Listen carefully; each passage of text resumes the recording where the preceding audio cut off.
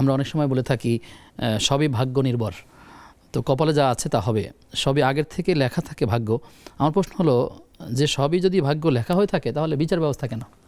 বিচার ব্যবস্থা এই জন্য যে আপনার ভাগ্যে কী আছে সেটা পরিষ্কার হয়ে সামনে চলে আসবে, এই জন্য এটা পরিষ্কার কথা যে আমি ভাগ্যে কী আছে এটা কি আমরা জানি? আমরা কি গায়েব জানি? আমরা গায়েব জানি না।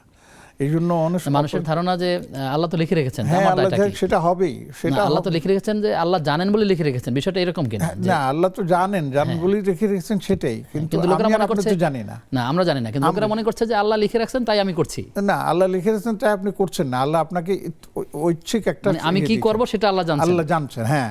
আল্লাহ আপনাকে ঐচ্ছিক ইচ্ছা শক্তি একটা দিয়ে রেখেছেন যে আমি ঈমান আনবো কি আনবো না। আল্লাহ জানেন যে আপনি ঈমান আনবেন না, নাউজুবিল্লাহ, বা ঈমান আনবে জানে আল্লাহ পাক। তো এই বলে কি আপনি চুপচাপ থাকবেন? আল্লাহ পাক চান যে আপনি তার এই সৃষ্টির মধ্যে তার মানে তাওহীদ এবং রিসালাত আখিরাতের আপনি ঘোষণা দিন। আপনি ঘোষণা দিয়ে আপনার ভাগ্যে যেটা লেখা আছে সেটাকে আপনি প্রমাণ করুন। আপনি যদি সেটা না করে আপনি চুপচাপ থাকেন যে আমার ভাগ্যে লেখা আছে কী হবে আমি জানি না, তাহলে তো আপনি নিজের উপর নিজে আঘাত করলেন না। হ্যাঁ, সেটাই করেন না, আপনি নিজের পায়ে নিজে কুড়া মারলেন।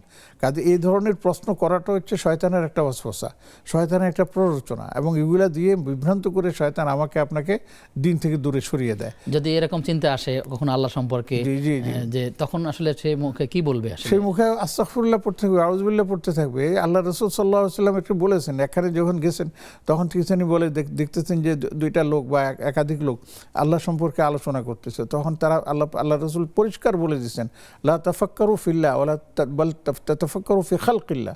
আল্লাহ নিয়ে তোমাদের এত চিন্তা ভাবনা করার কোনো দরকার নেই, বরঞ্চ আল্লাহ সৃষ্টি নিয়ে চিন্তা করো যে এত সৃষ্টি সুন্দর করে সাজিয়েছেন কে দিয়েছেন। আমানতু বিল্লাহ বলবেন। জি, আমানতু বিল্লাহ, জি।